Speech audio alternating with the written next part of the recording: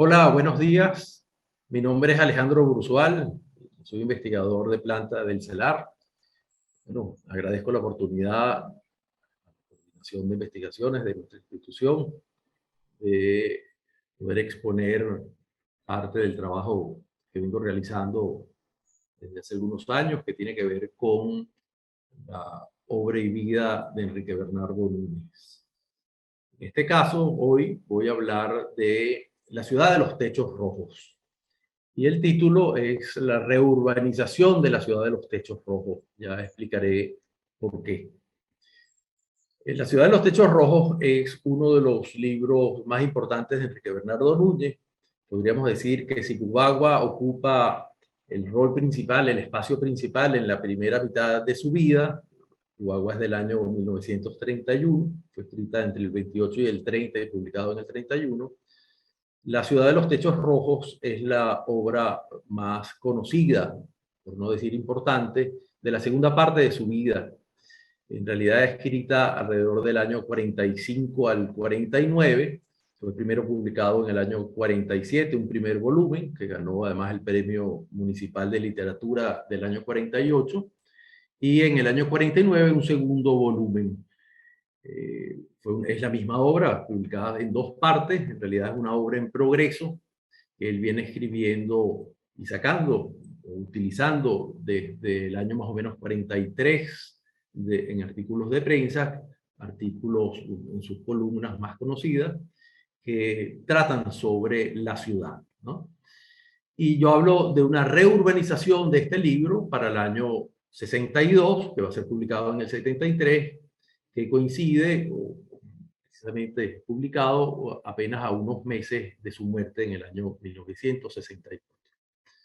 Ya que hablo de su muerte, podemos especificar que Núñez nace en Valencia en el año de 1895 y se establece en Caracas apenas alrededor de 1910. Por supuesto es valenciano, pero parte de lo que voy a hablar, de las tensiones que se dan en este libro, quizás tenga que ver precisamente con este origen valenciano, al ser el cronista de la ciudad de Caracas. Entonces, no fue cronista de su ciudad natal, sino de la ciudad de adopción. Pero es parte de la propuesta que quiero hacer, ¿no? Yo siento que este libro, creo, percibo en este libro, más bien una tensión más que un homenaje a Caracas, como ha sido visto, ¿no? El libro fue además no solamente titulado como la obra del cronista de Caracas, que había sido nombrado en el año 45 por una propuesta del propio Núñez, y él lo dice en sus apuntes testamentarios, él quiso hacer de este libro una suerte de homenaje, de retribución al cargo que al cual había sido elegido.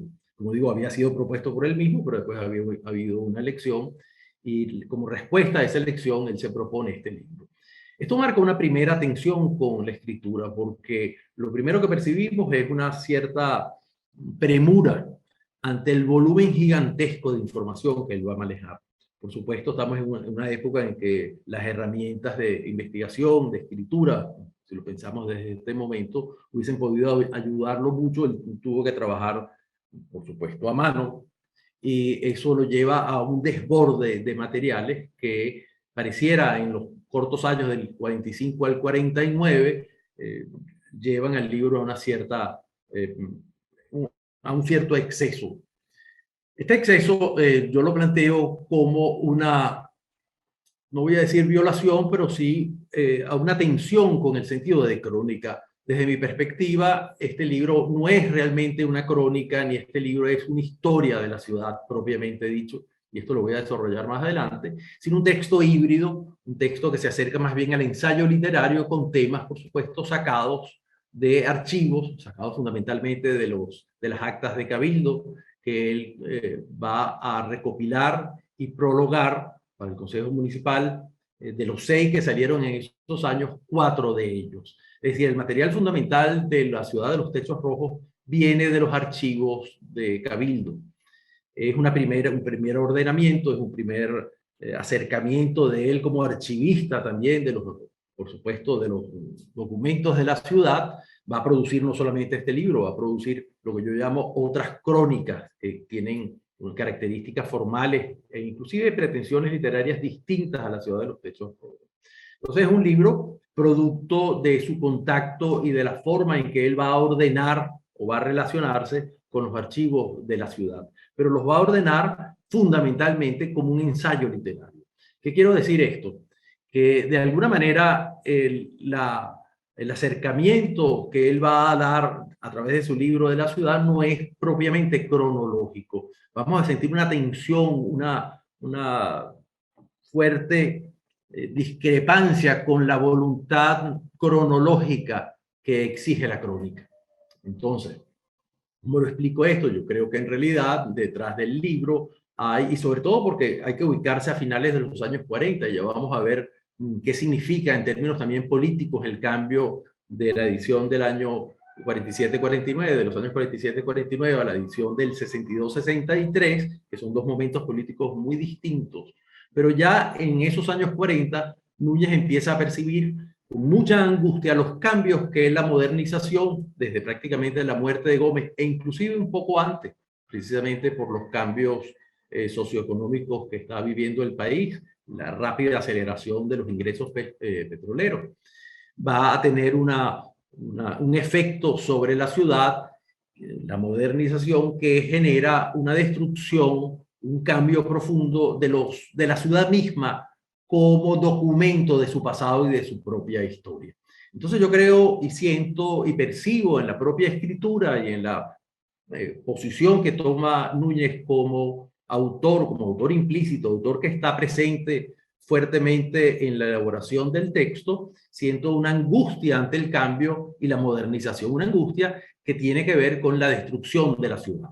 Entonces hay una tensión entre la ciudad material, la ciudad real, la ciudad donde él vive, la ciudad de este valenciano que está percibiendo y leyendo la ciudad como documento también, una tensión entre ciudad y autor, una tensión entre la ciudad del pasado y la ciudad del presente, una tensión entre la ciudad material y la ciudad de la escritura, porque una parte de la propuesta que quiero hacer es que la ciudad de los techos rojos, que ya no es ni será nunca más, termina reduciéndose a la ciudad de la escritura. La ciudad de los techos rojos es una ciudad presentada con todas sus tensiones, con todos sus conflictos, con todo su proceso precisamente de cambio, como una ciudad que sustituye la ciudad ante la cual Núñez pues siente una profunda, sí podríamos decir una profunda crítica. El libro se plantea como una crítica a esta ciudad verdadera que se está transformando. Y él lo dice casi de manera tajante, casi no, de manera tajante, cuando precisamente se refiere a la casa de los Tobar, la casa ubicada en la esquina de Carmelita, cuando dice precisamente, hablando de esta modernización, cambiaron lo auténtico por lo falso. Yo creo que ahí resume, como en muchos otros momentos en que el libro da muestra de su actitud de rescate y preservación de la ciudad, de las luchas, de las muchísimas luchas que él tuvo por defender calles, inclusive los propios títulos de los propios nombres de las esquinas, de defender casas, de defender de alguna manera monumentos que él sentía, y creo que tenía razón, ¿verdad? Habían sido derruidos, habían sido transformados innecesariamente. Núñez va a dar una batalla como cronista en función oficial por defender e intentar evitar la destrucción de esos monumentos o de esas casas, y esas batallas, casi todas, quizás solo la de los nombres de las esquinas, las perdió, fueron batallas perdidas. Por lo tanto, el libro, aunque comienza en el 47-49, no ha llegado todavía el aceleramiento de la destrucción modernizadora de la ciudad. Ya él encuentra trazos suficientes como para expresar que ese camino que había tomado la modernidad en Caracas era inevitable y que por supuesto iba, como va el propio libro, hacia la destrucción, que es el último capítulo, ya lo comentaré más adelante, ¿no? En realidad, la ciudad de los techos rojos tiene como excusa el nombre de las esquinas, el nombre de las calles, ¿no? Los nombres que ahí sí hay una pequeña victoria, pero no es una victoria de Núñez, es una victoria de la propia ciudad, porque de alguna manera el nombre de estas calles, nombres tan peculiares y tan en realidad fascinantes, expresan una suerte de etos de la ciudad que resiste a la modernización, que intenta ponerle números, intenta regularizar, inclusive en uno de sus artículos, que después no utiliza, pero sí parafrasea, hablaba un poco de la pérdida de los carteros, porque por supuesto no es fácil ubicarse en Caracas si no se tiene una plena conciencia del nombre de las esquinas, inclusive para la ubicación pues, de cada uno de los lugares, de los espacios pues, inmobiliarios de la ciudad, ¿no? Él cree esto que es una victoria y va a defender, y más que hacer, como han hecho en libros posteriores, un ordenamiento de cada uno de las historias que esconden los nombres, muchas veces muy peculiares y marcadamente, yo diría, no hegemónicos. La gran mayoría de estas calles, de estos nombres, de estas esquinas, anuncian una presencia de pueblo, una presencia de vida activa, ¿no? de vida desde abajo. Y eso para Núñez creo que es fundamental. Entonces el libro, más allá de que se anuncie como un libro que quiere dar cuenta de los nombres de las esquinas de la ciudad, en realidad pasa a ser una excusa para una construcción escrituraria fuerte en la cual, en definitiva, Núñez va a mostrar esta angustia ante la modernización y el cambio y la destrucción de la ciudad. Esto va a ser importante y también lo voy a desarrollar más adelante si tenemos tiempo, porque es una suerte de crítica constante a una actitud tanática, una actitud autodestructiva que no solamente está presente en la destrucción física de la ciudad, sino en el mismo texto, puesto que Núñez hace mucho énfasis, y podríamos decir, ya que me voy a meter un poco en una visión psicoanalítica de la ciudad, apoyado en un texto de Derrida, hace una suerte de actos fallidos en una presencia constante, una importancia que le da en el propio texto a los fusilamientos, ahora voy a leer algún pedacito, a las guerras, a las invasiones corsarias, a los terremotos, a las pestes y plagas, a las rebeliones, a las sublevaciones, a los alzamientos precursores, ¿verdad? En general, mucha importancia también al movimiento libertario de la guerra de independencia. Y al mismo tiempo, una notoria, y yo diría singular, aunque fue así, defensa y presencia de los cementerios de la ciudad, la transformación del cementerio en urbanización. Creo que eso es también una metáfora muy importante, es de él, no es mía, de cómo la ciudad se va a montar sobre los viejos cementerios de Caracas, diciendo en lo muerto de la ciudad. Entonces, claro, tenemos un texto que hace énfasis también en los momentos de las destrucciones, los terremotos que están muy presentes aquí en este texto, ¿no? Podría leer, bueno, voy a leer un pedacito de esto de los fusilamientos que me parece interesante porque precisamente en la reurbanización que él hace de la ciudad no lo va a incluir, va a quitar. Claro, el momento de la reurbanización es el del 62, 63, se acerca a su muerte. De alguna manera también Venezuela está entrando en la década violenta y por alguna razón que desconocemos, él va a quitar este texto. Texto que quizás si jugamos con las palabras sea más bien crónico que crónica, ¿no? O crónico en el sentido de una ciudad que está, entre comillas, enferma de destrucción. Quiero leer aunque vamos a ir viendo algunos mapas y viendo algunas de las portadas de todo esto, quiero leer un par de textos. Una primera tomada de un muy temprano artículo que salió en Relieves en el año 36, en septiembre del año 36, en el cual él precisamente hace ya una crítica que va a sostener en otros textos, precisamente cuando se refiere al Orinoco, y que es un texto más bien de corte, un ensayo de corte diplomático, que ya había publicado para el momento de la Ciudad de los Techos Rojos, pero que es muy importante, en el cual él expresa una cierta tensión precisamente con el rol de capital que cumple Caracas. No es ya solamente el hecho de las dinámicas propias de la ciudad, sino del sentido oficial que cumple. En un artículo que se llamó Rutas, que salió en el diario El Heraldo, Núñez dice: Caracas no es ciudad de porvenir. Las grandes ciudades están a orillas de los grandes ríos. Caracas estaba buena para ser la capital de la provincia de Venezuela, con su ayuntamiento, su vida virgiliana, sus 4 nobles manganzones, dueños de la tierra y de muchos esclavos.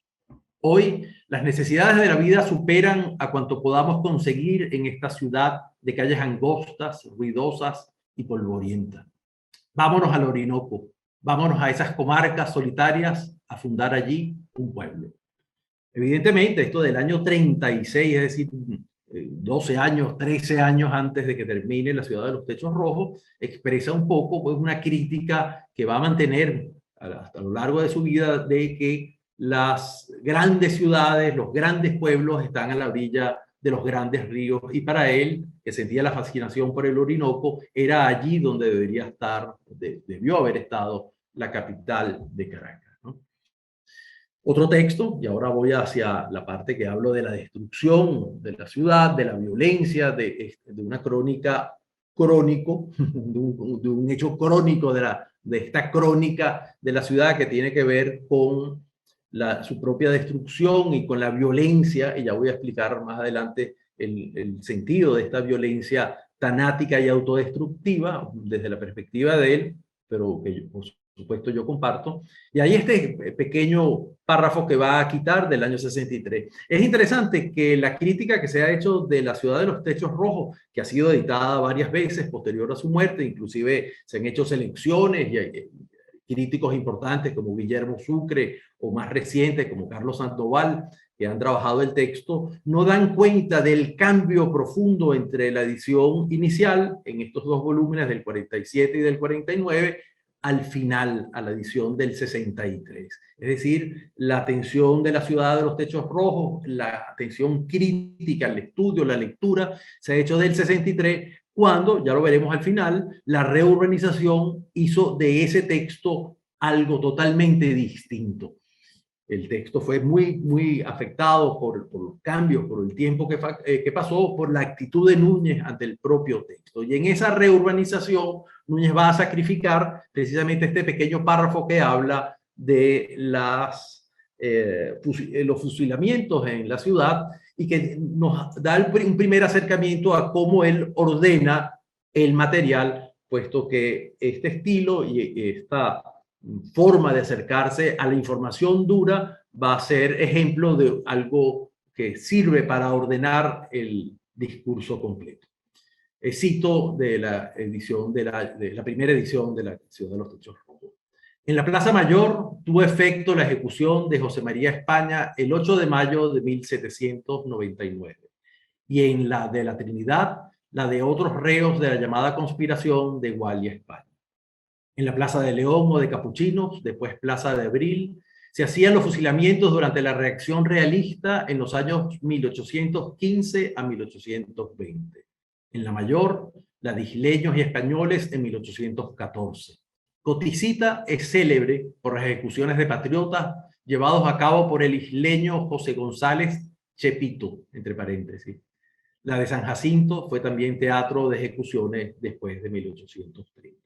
Como vemos en un corto párrafo, Núñez ha hecho lo que yo voy a llamar una escalera de tiempo, sube y baja en el tiempo para moverse en la temática de las ejecuciones vinculadas a la propia ciudad, en particular a sus propias plazas, ¿no? Bueno, esto me lleva a un nuevo punto que yo creo que es fundamental, es intentar entender cómo está organizado el texto, cómo está organizado en términos formales y en términos temáticos. Resulta que en la edición del 63, Núñez aprovecha un texto que como borrador había sido escrito alrededor del año 47 para la primera edición, para el primer volumen, y no utilizó, lo va a reformular, en realidad muy poco, pero lo va a reformular, y lo presenta como una nota editorial del año 1963, de la edición de 1963, ¿no? Es interesante porque en esa nota Núñez habla de su propio texto, habiendo pasado toda la década del 50, ¿verdad? O sea, unos 14 años cuando está incluyendo esta nota, va a presentar el texto como un work in progress, es decir, como un texto que estaba siendo construido. Y una vez más, esa actitud también tanática de Núñez frente a su obra se va a expresar en La ciudad de los techos rojos. Hay que recordar que Cubagua no solamente fue escrita y profundamente corregida entre el año 28 y el 30, sino que hasta el final de su vida, es decir, durante 32 años va a corregirla hasta el final, hasta la versión final que prácticamente destruye en términos literarios y conceptuales, que la galera de Tiberio, que había sido escrita en el año 30, la va a reescribir hasta su publicación en el año 38, que la destruye y luego la vuelve a corregir, una corrección que no se sabe en qué terminó, pero sin duda destruía la potencialidad, sobre todo política, del texto. Y podríamos poner como un tercer momento esta propuesta de que este libro era un libro que estaba en borrador. Va a decir casi siempre, bueno, hay que cernir sus capítulos, entre comillas, casi siempre farragosos. Y luego dice de alguna manera que el texto debe ser reescrito. Esto me llama la atención porque, como digo, esa primera nota venía ya de los primeros manuscritos del año 47, es decir, el apuro que él tuvo inicialmente por demostrar su competencia como cronista, que era más que suficiente sin duda y que quedaba patente en sus artículos de prensa sobre la ciudad. Bueno, de alguna manera lo llevó a presentar un libro que necesitaba, desde mi punto de vista, un mayor, sí, como él dice, cernir un poco la cantidad, sobre todo, de información que estaba presente en el libro y que de alguna manera desborda el discurso, pero en el año 62 vuelve a decir lo mismo, es decir, que durante esos 10 años y el proceso profundo de transformación no lo llevó a sentir que el texto en realidad fuese un texto ya definitivo, y ya verán al final de la charla, el final del libro, en el cual él anuncia la necesidad quizás o la esperanza de que se haga un nuevo libro, un libro más acorde con la ciudad, ¿no? Entonces, lo primero que vemos en términos formales es que hay un enfrentamiento entre documentación dura, entre información excesiva muchas veces que desborda, ¿no? E inclusive el ordenamiento de la crónica e inclusive de los anales no están ordenados en términos de tiempo, no siempre, no necesariamente desordenados, pero no ordenados, están presentados como información dura, muchas veces innecesaria, habla de límites de las parcelas, habla de los propietarios del contrato, se refiere a precios sin haber ningún tipo, o costos o valores, sin haber ningún tipo de referencia que pueda permitir comprender la magnitud de esto. Hay numerosos nombres, es decir, es un libro que en buena parte, en parte de, vamos a decirlo, una suerte de contrapunto, mantiene y presenta el documento en sí. El documento como una suerte de prueba de verdad, de veracidad. El documento entonces se remite a ese pasado, a un índice, como pudiéramos decirlo en términos lingüísticos, ¿verdad? A un índice de que esa ciudad fue. El documento no es en sí la ciudad, pero es un documento, es un índice de lo que fue, de su pasado y de su verdad. Entonces, claro, en buena parte del texto encontramos muchísima de esta información reunida, no necesariamente ordenada en términos cronológicos, lo que lo haría más cerca a la crónica o inclusive a los anales, sino están presentes en un carácter más que significativo de significantes. Yo creo que es muy importante esto porque lleva precisamente a el libro hacia el ensayo. Está presentado como una herramienta, como un significante que en sí mismo nos trae un poco el aura, ¿verdad?, del pasado del documento, del archivo y por lo tanto del propio Núñez como testigo y testimonio de ese archivo. Esto es importante porque libros posteriores sobre Caracas, que los hay muchos y muy importantes y buenos, el mismo del maestro Calcaño o el de Gasparini, que son libros importantes sobre la ciudad, van a utilizar a Núñez como el garante de ese archivo. Núñez va a utilizar esta información, por supuesto, no necesariamente está referida, sabemos que viene fundamentalmente de los archivos del Consejo Municipal, de los archivos de Cabildo, de las actas de Cabildo, pero no toda está propiamente documentada y por lo tanto el acceso de nuevo a ella se hace, si no imposible, muy difícil. Por lo tanto, todos estos nuevos libros de Caracas de alguna manera saquean o aprovechan, ¿verdad? Menos duro, aprovechan la información de Núñez con la garantía de Núñez como testigo de veracidad del documento. Esto es importante. De alguna manera, muchos de esos otros autores intentan ordenar parte de ese archivo presente, incluido dentro de la propia ciudad de los techos rojos.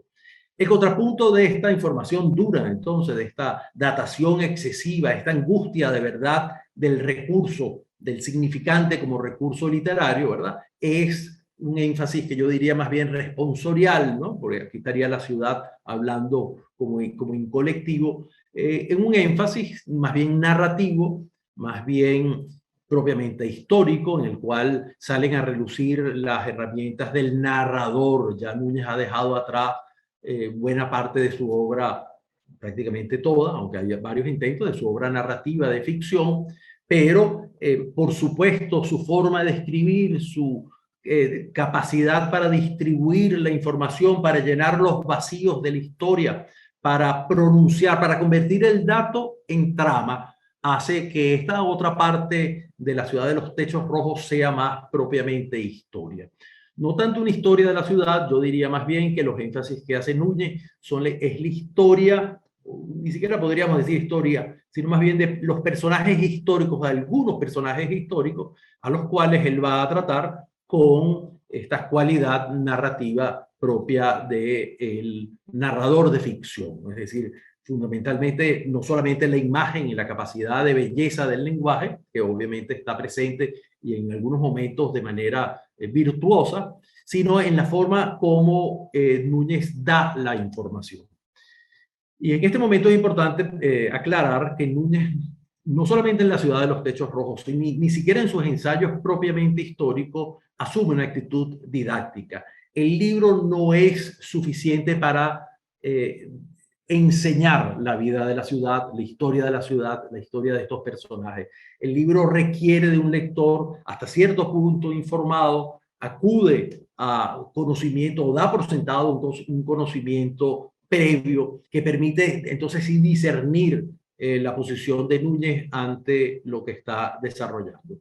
Pero en este momento, cuando él habla de Ulloa, el famoso poeta, cronista, del cual en realidad no se sabe nada y que el Núñez tiene que utilizar su amplio bagaje cultural e histórico para hacerlo vivo en el texto, cuando él habla de Losada, que es un momento muy hermoso de este libro y que tiene que ver con otros esfuerzos que él hizo en particular sobre la ciudad, pero también en particular un texto que fue un guión teatral que luego fue desarrollado en la televisión venezolana, en la televisora venezolana.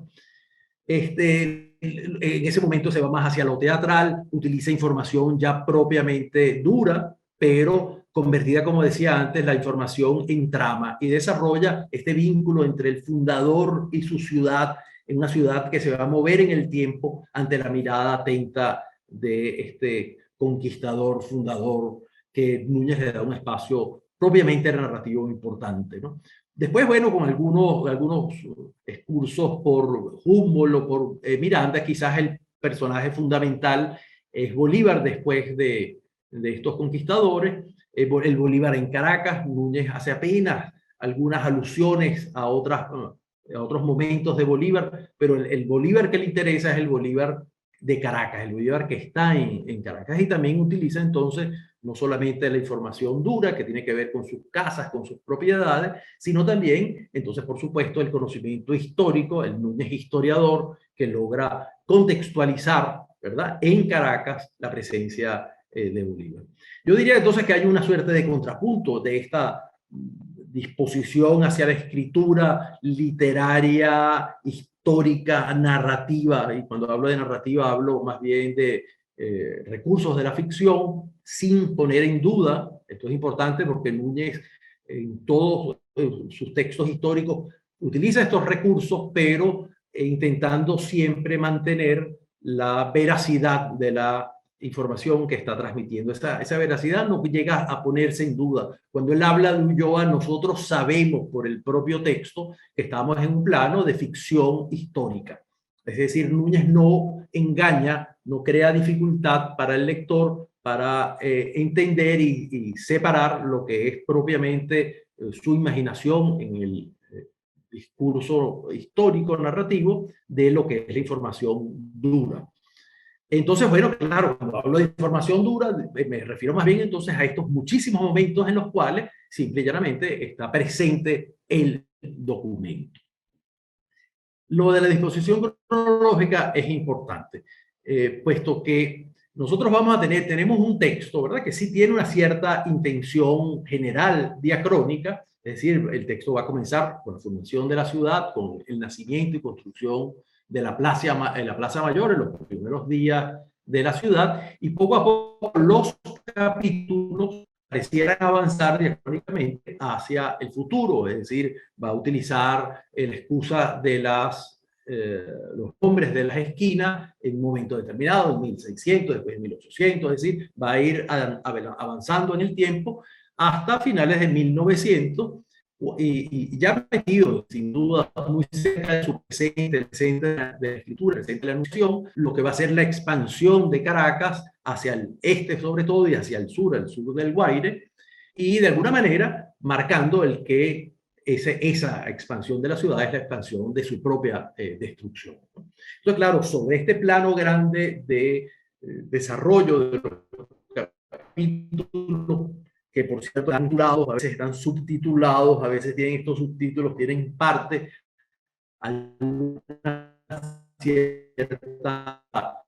un cierto desorden en el año de 1963, cuando reurbaniza el texto, ¿no? Los títulos ayudan a entender esta disposición diacrónica del texto, pero en realidad el ordenador es una suerte de índice temático que tiene fuera de la mancha del texto, a los márgenes del texto, en los cuales él va a señalar la excusa temática que le va a permitir hacer de esa disposición aparentemente diacrónica una suerte de flaneur, y cuando digo flaneur me refiero a Benjamin, pero no de la geografía de la ciudad, sino de los tiempos de la ciudad. Esto es importante, esto es muy importante, porque la ciudad entonces él va a entrar en la ciudad de una manera rizomática. Yo tenía la percepción, y algo se siente en los primeros dos volúmenes, que Núñez está caminando el mapa de la ciudad, y caminando en el mapa se va a detener en algunos sitios, va a crear escaleras históricas en las cuales el sitio intenta reunir todos sus tiempos significativos, ¿verdad? Es decir, cada uno de los espacios de la ciudad, cada una de las esquinas, cada una de las calles es la ciudad entera, y es todo lo que ha sucedido en la ciudad, una suerte de topos imposible, ¿verdad? Porque un topos que reúne todos los momentos al mismo tiempo, ¿no? Y esto lo va a hacer con una escalera de informaciones puestas no necesariamente en términos cronológicos, pero sí muchas veces datadas, pero sí subiendo y bajando en un solo punto de la ciudad. Pero, como les digo, no es necesariamente un recorrido del mapa como yo aspiraba o creía inicialmente, sino más bien un recorrido temático. Un recorrido temático. Son los temas de la ciudad que son expresados con estas pequeños índices de una o dos palabras al margen del texto, que nos indica qué es lo que está tratándose, puesto que se sale de la oferta del título, de la oferta cronológica del título y de la disposición diacrónica, y recorre inclusive hasta casi su presente en muchos casos, pero fundamentalmente en dos momentos de mayor atención, que es el momento de la colonia, sobre todo el principio de la colonia, y el momento de la República, el siglo XIX. Son los dos momentos fundamentales. Pero él va a ser, dependiendo el momento del texto y dependiendo, por supuesto, de la esquina o de la excusa argumental, va a irse más hacia un momento de sucesos de la ciudad u otro. Pero entonces, como digo, es un recorrido que aparentemente es lineal, pero en cada uno de sus momentos, de cada uno de esos temas, en las escaleras de tiempo que le permiten ir y venir en la historia más que de la ciudad, entonces de esa esquina, de esa calle, de ese monumento, de esa ausencia importante, porque las ausencias también están nombradas en el texto, no solamente por ausencias conocidas, sino por las ausencias de los documentos que le impiden acercarse también a otras partes oscuras de la historia de la ciudad, de la historia de esta transformación de la ciudad. Entonces, claro, este mismo ordenamiento lo hace que sea muy poco didascálico, muy poco histórico en sentido de orden cronológico de sucesos, ¿no? Porque hay una fuerza hacia adelante que lo llevaría en el libro y una fuerza más bien transversal que marca cada uno de estos puntos rizomáticos de la ciudad, ¿no? Bueno, entonces, claro, tenemos, por supuesto, ese énfasis que yo lo siento como una suerte y quizás podríamos ver un cuadro, aunque no conseguí el propio cuadro al que me remite, de Robert Rauschenberg, que estuvo precisamente en Venezuela y una gran exposición en el año 85 sobre Caracas. Desgraciadamente no conseguí el cuadro que recuerdo de aquella exposición, que es una suerte de jirones, de textos visuales que son arrancados uno sobre otro y que permiten la coexistencia de pedazos, de jirones es la palabra, de diversos momentos al mismo tiempo. Esa es la idea que da un poco este topos imposible que Núñez ha desarrollado en la ciudad de los techos rojos. Es decir, que en la ciudad de los techos rojos los grandes hechos no copan la centralidad del relato. Por eso es que digo que no es una historia que como nos las han presentado autores posteriores, ¿verdad? Que toman los momentos y los protagonistas de la ciudad, sino que aquí hay un diálogo profundo que de hecho, aunque los protagonistas están presentes, ya nombré algunos, inclusive hay algunos de los gobernadores, para bien y para mal, porque hay algunos gobernadores a los cuales Núñez le hace profundas críticas, más que los protagonistas, aquí vemos una ciudad también en la cual el pueblo está presente. Aquí vemos muchísima información del carnicero, del dueño de una pensión o de una casa, el alarife, bueno, los obreros, los esclavos. Es decir, Núñez también hace un topo imposible en donde todas esas capas sociales están también presentes. No es la historia de la hegemonía caraqueña ni la transformación meramente de las casas de la oligarquía colonial lo que está presente. Aquí Núñez está constantemente cruzando esas calles de gente del pueblo, de gente anónima, y por tanto entonces al nombrar esos seres que precisamente no pueden ser recogidos porque son seres anónimos, ese es el nombre de cualquiera del abajo de la Caracas. Entonces está muy presente en todo esto y eso tiene que ver, como dije anteriormente, con la travesura muchas veces cifrada en los nombres de las esquinas de Caracas, ¿no? Entonces, claro, eso para él es un momento enriquecedor, presentar a través de ese pueblo, de esos carniceros, de esos comerciantes, de esos seres que en realidad, aunque los nombres son sacados de las propias crónicas, el tiempo ha borrado, él los logra poner de nuevo en el texto en el mismo espacio y yo diría, con una importancia muy grande, o tanto como la de la propia oligarquía que construyó, o llámenlo como quieran, pues la hegemonía, ¿verdad?, española, criolla, que es la que ocupa fundamentalmente la ciudad de los techos rojos, que como dije, ya no es para Núñez, es en su propio texto, ¿no? Entonces, bueno, esa experiencia individual de los habitantes de Caracas son importantes, y también están presentados, pues, como les digo, con momentos de alguna manera de encuentros humanos también, de alguna manera ruinosa. El texto no escapa a este sentido también de la ruina que tiene la propia ciudad, ¿verdad?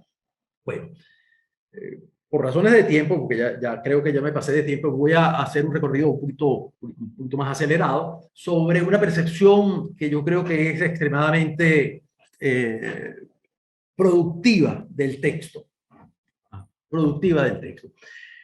Para este trabajo, y sobre todo con el diálogo con Luis Rivero, que me va a acompañar ahora como comentarista en su tesis sobre la ciudad, trabajamos mal de archivo de Derrida. Esto fue una gran ayuda, no tanto porque el texto fuese adaptado necesariamente, o que se llama mal de archivo, fuese adaptado necesariamente para la crónica o para un texto como esto, pero da elementos fundamentales, interesantes, productivos de un posible acercamiento al texto desde una perspectiva psicoanalítica, ¿verdad? Primero, lo que dijimos, las esquinas son una excusa argumental. En realidad, Núñez lo que hace es una excavación, lo que hace una suerte de arqueología, ¿verdad? A través de los documentos que son que productores de una información no necesariamente discernible a plenitud, porque precisamente forma parte de una ruina, de un escombro, a través de los cuales él va a intentar llevar a la psiquis de la ciudad, es como si fuese los recuerdos y los jirones también de la memoria de la ciudad, los va a intentar rescatar con una actitud o con una metodología que podríamos perfectamente entender como una suerte de terapia psicoanalítica, ¿verdad? Núñez va a preguntarle eso que llama el propio Derrida y que llaman los psicoanalistas la etiología, hacerle preguntas pertinentes a la crónica o vamos a decir, al documento propio de la crónica, intentando una terapia que lleve hacia el consciente de la ciudad la preocupación fundamental de Núñez, que es el por qué, o la pregunta del por qué la ciudad ha optado por su destrucción. Porque la ciudad arrasa en el momento de la escritura, ¿verdad? En el momento en que él está haciendo esta experiencia terapéutica con la memoria de la ciudad, con la memoria presente y cifrada en estos documentos, en esta información, en estos datos, ¿verdad? Intentar hurgar el por qué la ciudad asume una posición tanática y autodestructiva de su propia experiencia, de su propia, inclusive en su propio recuerdo. Habría que pensar que la ciudad de los techos rojos viene de Pérez Bonalde, viene de la literatura, pero es una imagen visual de la ciudad de finales del siglo XIX, en la cual ya Núñez pareciera percibir que está presente un impulso que se manifiesta de manera obvia en el presente de la escritura. Ahora yo quisiera aclarar que para mí no es el resultado de la terapia, el libro no es el resultado de la terapia, sino que el libro es la terapia en sí misma. Aquí vemos el documento y la información dura, como le he llamado ya anteriormente, siendo interrogada, siendo interpelada por el Núñez, escritor, autor implícito y terapeuta, que intenta entonces entender la razón de la pulsión destructora, esta pulsión destructora que se expresa a veces por una violencia propiamente histórica, ¿no? La de las ejecuciones, la de las violencias que llevaran a la independencia, las previas. Núñez, más que importarle, o mejor dicho, más que dedicarse a la independencia, le dio mucho énfasis en su trabajo histórico a los movimientos precursores y, por supuesto, saltó en buena medida, aunque toca por el 19 de abril y toca algunos de los momentos, sobre todo el Páez le interesa, en realidad no trabajó nunca en su vida propiamente la independencia. De alguna manera, aunque esto es una interpretación de la propia visión de Núñez, vemos el texto como una reactualización de una pulsión original, una violencia original, la violencia de los conquistadores y colonizadores sobre los indígenas de Caracas, los indígenas del Valle, que tanto admiró Núñez, ¿verdad? Una pulsión que se expresa precisamente con una destrucción, con una violencia física y real, ¿verdad? Que de alguna manera entra en una latencia durante todo el periodo colonial y que vuelve a manifestarse a finales del siglo XVIII y principios del siglo XIX con el movimiento independentista, ¿no? Luego entraría una nueva latencia durante el siglo XIX, pero una latencia profundamente conflictiva, quizás entonces no puede hacer una latencia, pero una manifestación de las guerras intestinas, de la guerra federal, de las revoluciones y los levantamientos a lo largo de una empobrecida Venezuela del siglo XIX, y sí un resurgir entonces a partir de la muerte de Gómez, que es, como sabemos, el dictador que logra la paz a través de la violencia. Es decir, la violencia está presente como la constructora constante de la ciudad, aunque suene contradictoria, es una construcción tanática, ¿no? Que atenta constantemente contra sí misma.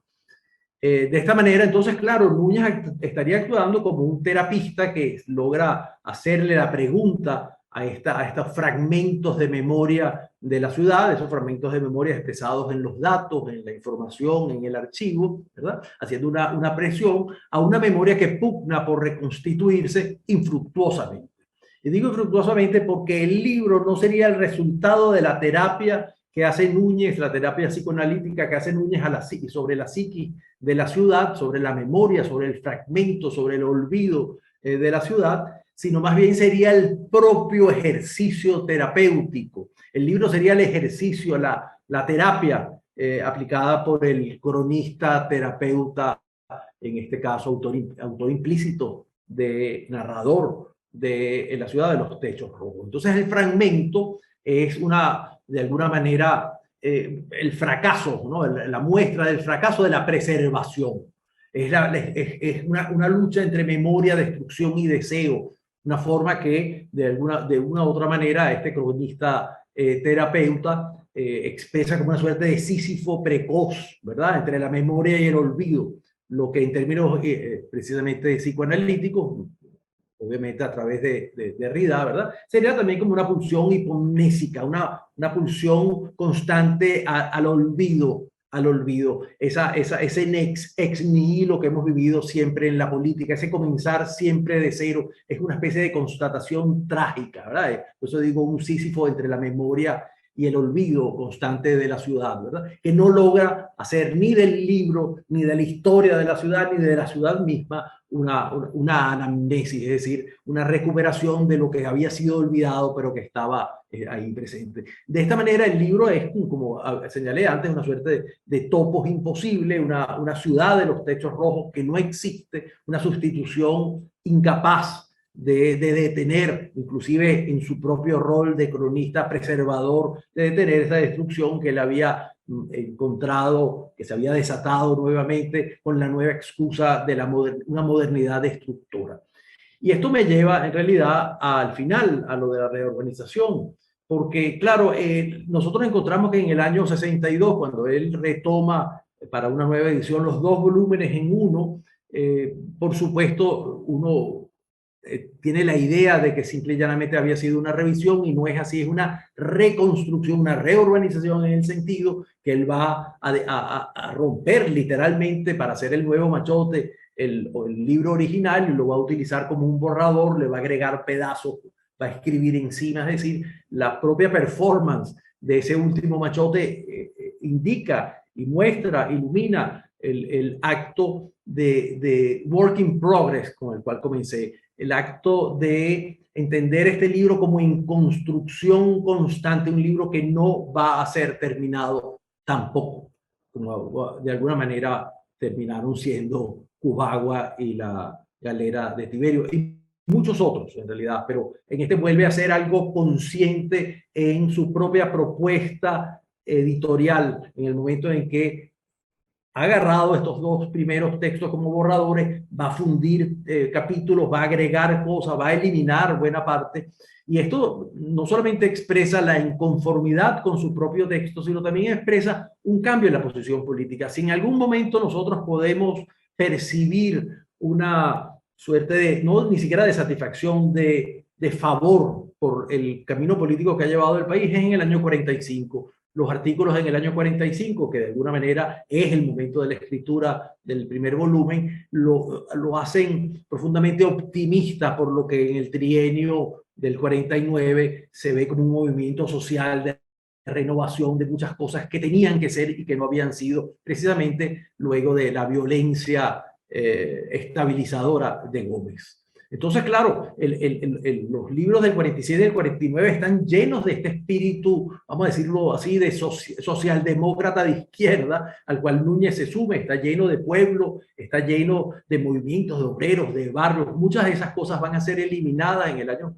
63. Ha pasado todo el perejimenismo, está comenzando la democracia, está comenzando la década violenta. Más bien para Núñez es una ratificación, ¿verdad?, de la destrucción de la ciudad, de la pulsión tanática, que de alguna manera un destino que ya no va a poder ser cambiado. Es decir, esta constante espíritu de arrasamiento de su propia historia, se ha radicalizado. Y la gran pregunta, que sería como la pregunta final, aunque quiero terminar con palabras de él, pero la pregunta final es, la pregunta es por qué Núñez no, en su reurbanización de la ciudad de los techos rojos, no analizó y no profundizó en la crítica, ¿verdad?, a esta pulsión desarrollista que en manos del perejimenismo había terminado de llevar a cabo la destrucción del centro de Caracas en un espíritu modernizante absurdo, porque era innecesario que se hiciera, que se hiciera por encima de la ruina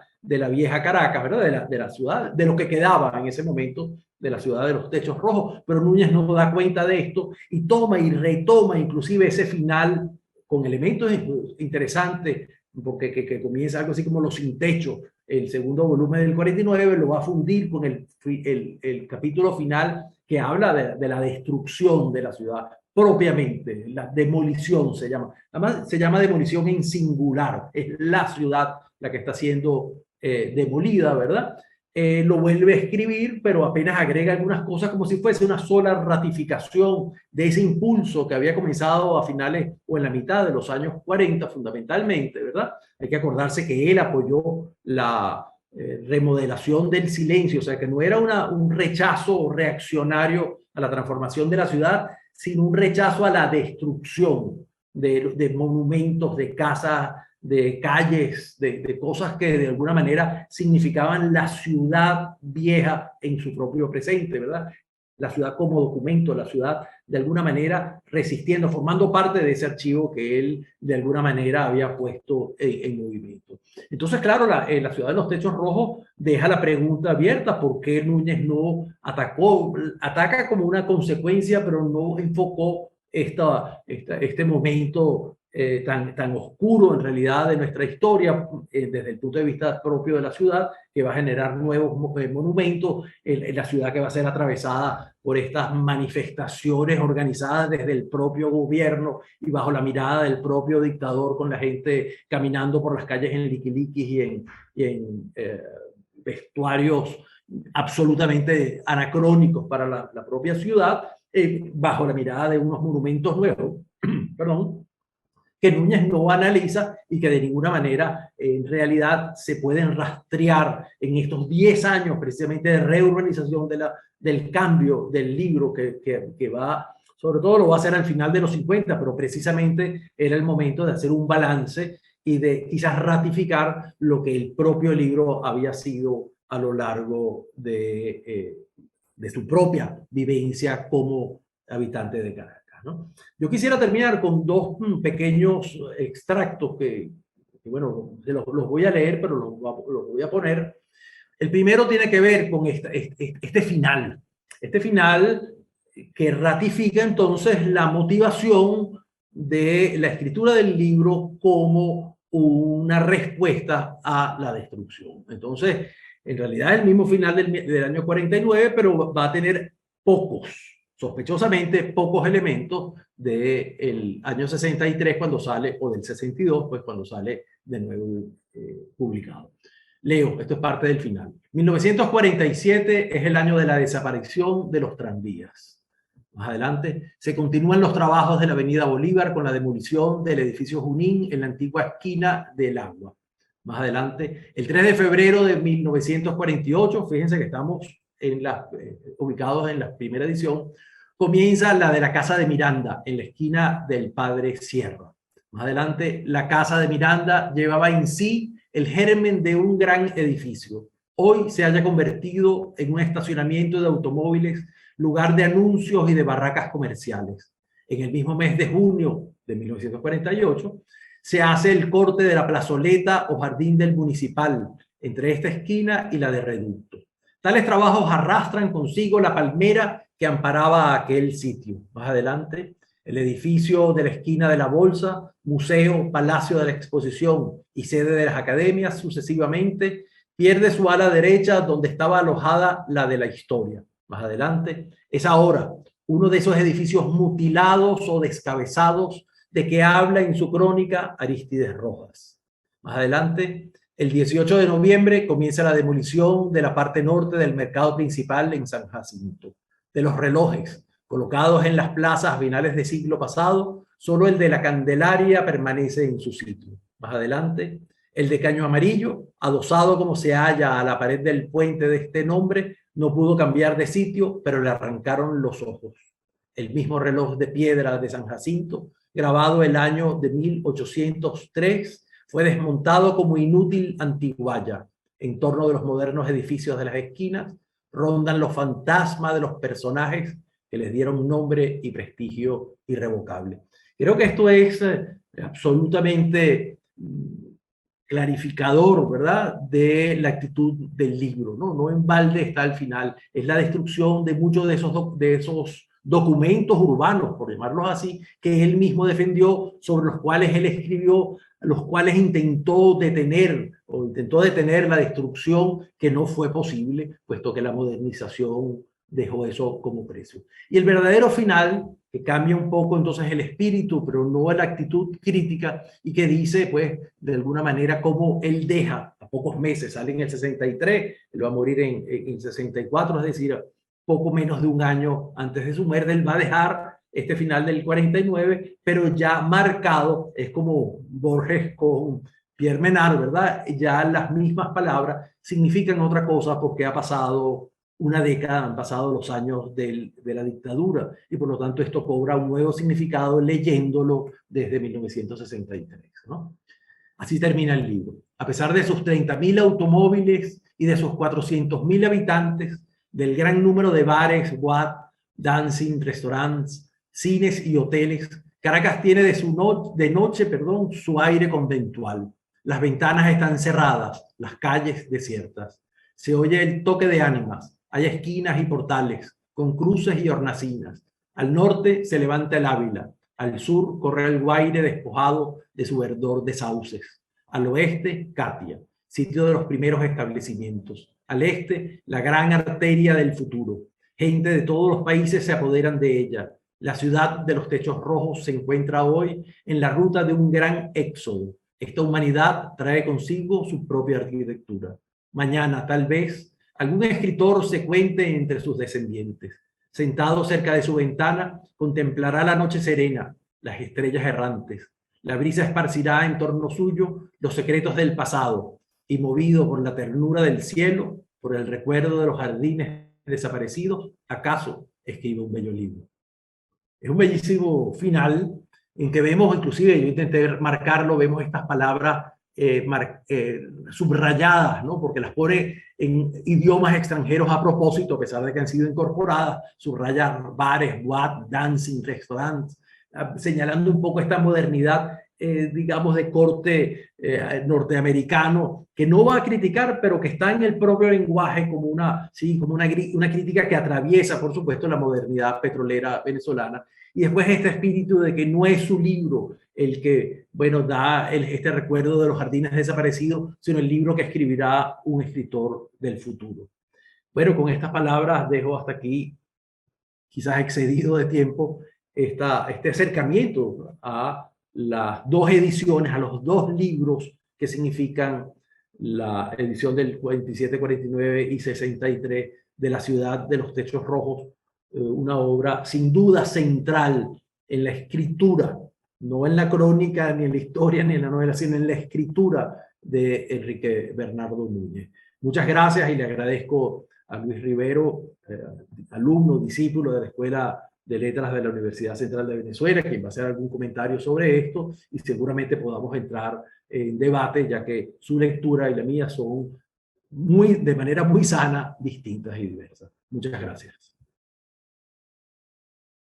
Hola, ¿qué tal? Mi nombre es Luis Aníbal Rivero Medina, soy egresado de la Escuela de Letras de la Universidad Central de Venezuela y bueno, me complace ser parte y presenciar esta reflexión sobre Núñez y en especial sobre la ciudad de los techos rojos, una obra que nos habla de la genealogía de la ciudad de Caracas, ¿no? Un tema tan recurrente y estudiado a lo largo del tiempo, ¿no? También quiero aprovechar la oportunidad para agradecer al profesor Alejandro Brusual por esta invitación a compartir en este espacio, digamos que, bueno, nos permite el acercamiento a la obra de Núñez, ¿no?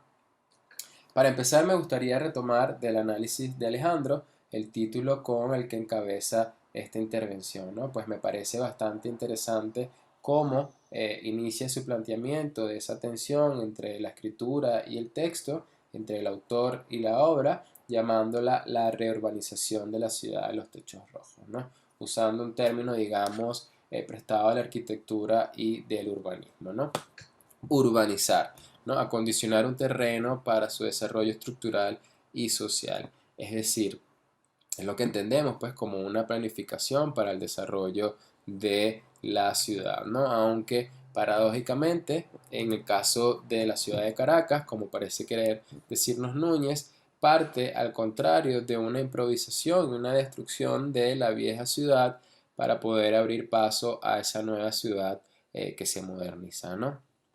Un término este de urbanización que me hace recordar, bueno, que en el momento que realizábamos alguna serie de lecturas comparativas del texto entre sus distintas ediciones, nos hacíamos la pregunta de cómo podría ser la interpretación de una lectura de la obra realizada por algún arquitecto o urbanista, ¿no? Dada pues la manera que sentíamos la construcción y el desarrollo de la narración en una especie de recorrido pues por la ciudad y cómo ésta iba apareciendo primero ante el narrador y luego ante nosotros los lectores, ¿no? Lo mencionaba por Alejandro como ese recorrido, el recorrido de este Flonier en la imagen de Benjamin por las calles de Caracas.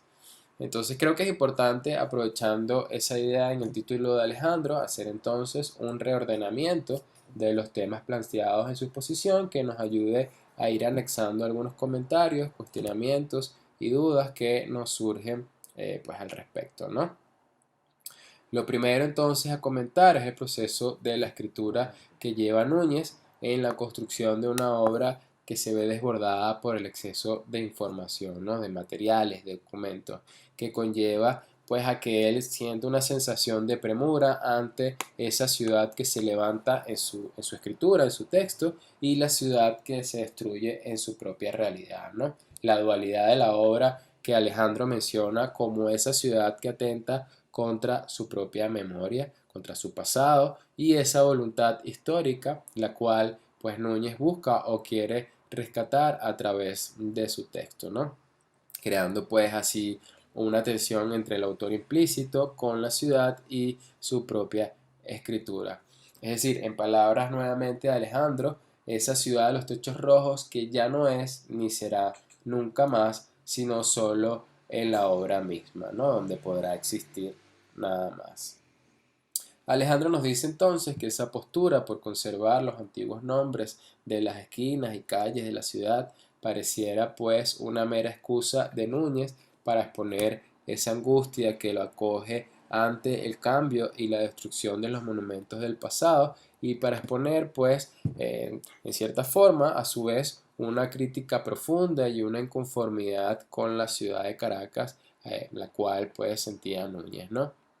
Sin embargo, yo podría sumar aquí, pensando también en gran parte de la obra, que existe también dentro de esa angustia no solo una crítica, sino también un sentimiento quizás nostálgico, ¿no? Por la ciudad que se está transformando, la cual es también expresada, ¿no? En varios artículos de prensa paralelos a la obra, como aquellos donde se instala pues un debate por la conservación o destrucción de la supuesta casa de Francisco Miranda y el rescate, obviamente, de los mismos nombres de las calles y esquinas de la ciudad, ¿no? Que viene siendo el génesis de la obra.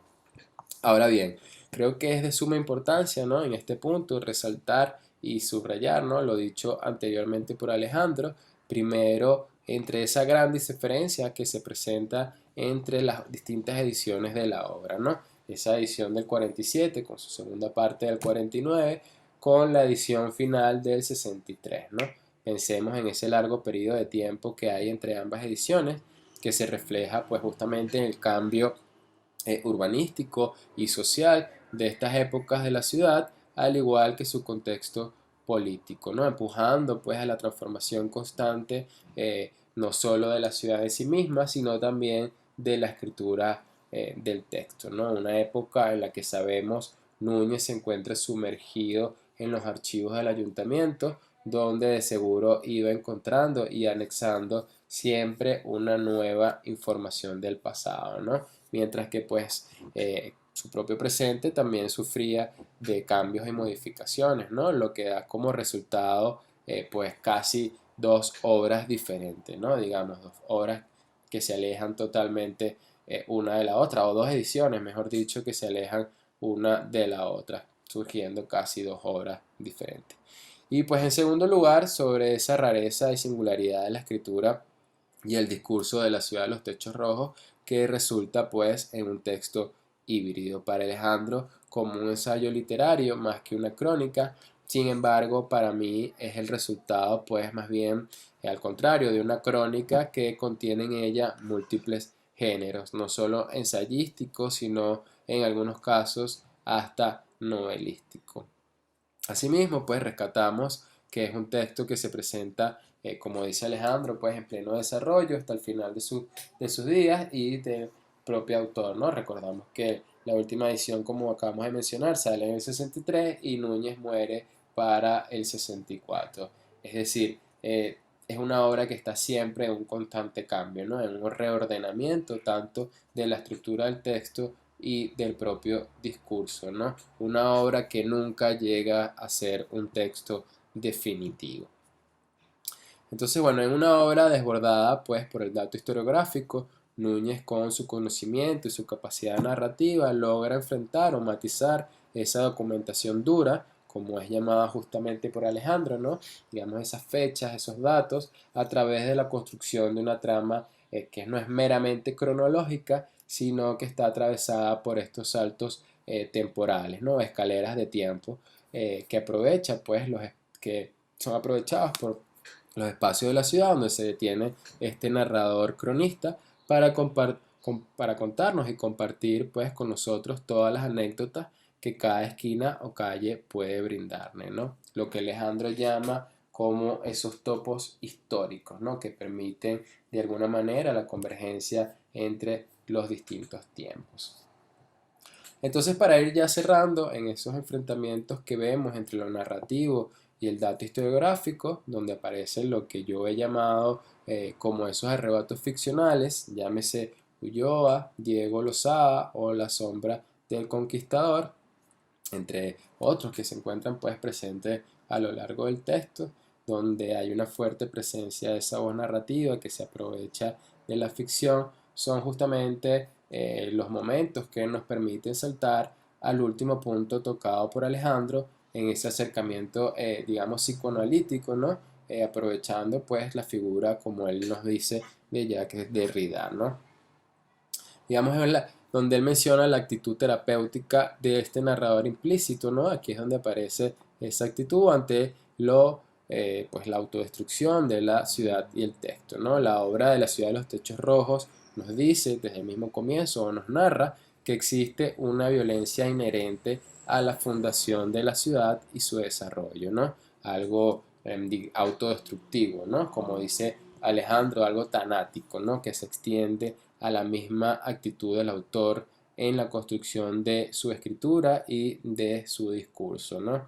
Núñez, pues, nos dice Alejandro, actúa en cierta forma con una postura terapéutica ante la ciudad material que se destruye en su propia modernización, ¿no? Y la ciudad de la escritura que se presenta llena con estos capítulos de guerras, enfermedades, traiciones, destrucciones, ¿no? Haciéndose la pregunta de por qué ésta ha optado por el camino de lo destructivo, ¿no? De la destrucción, como una terapia que lleva Núñez a cabo a través de su escritura.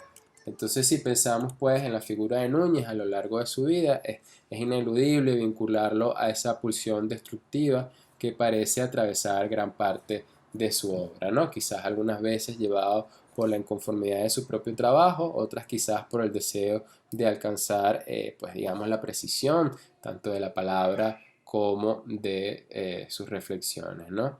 Pero en todo caso, bueno, para mí Núñez se me presenta casi como estos rockstar, ¿no? Como estas estrellas de rock de los años 70, pues solitarios e incomprendidos, que debían cerrar sus espectáculos con la destrucción parcial o completa de sus instrumentos, ¿no?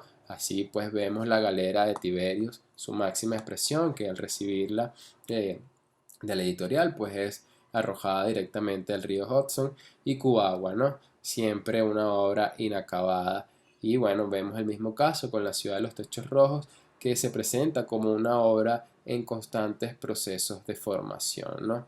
Es entonces esta terapia, como menciona Alejandro, la que le permite a Núñez hacer, digamos, esa excavación arqueológica, ¿no? Como nos refiere Alejandro, a través de la documentación del Cabildo, que se presenta como la psique y la memoria de la ciudad, ¿no?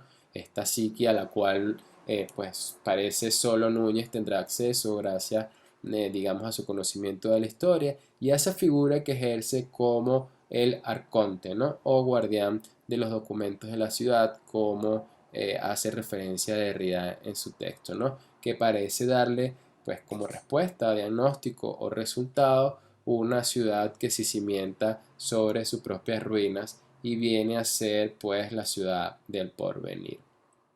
Entonces, bueno, con esto cerramos esta presentación y análisis de la obra de La ciudad de los techos rojos de Enrique Grado Núñez. Esperemos la disfruten y nos dejen sus comentarios con la intención pues de crear un intercambio pues o un debate sobre estas ideas y temas. Saludos.